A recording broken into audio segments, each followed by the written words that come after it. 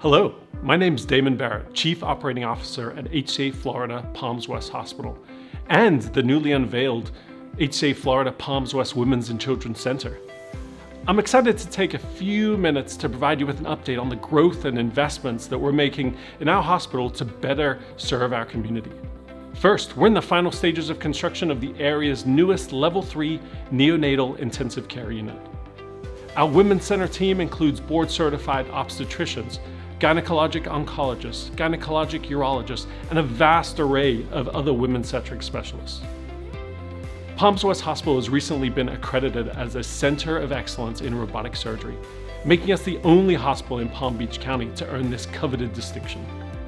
Our robotic-assisted surgery offers minimally invasive treatments in general surgery, gynecology, urology, thoracic, colorectal, orthopedics, and surgical oncology. While these services make us a market differentiator when it comes to the health and care of our community, it's our people who make the difference.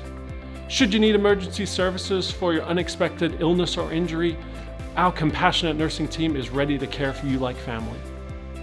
Please learn more about everything HCA Florida Palms West Hospital has to offer and check out our ER wait times by visiting palmswesthospital.com.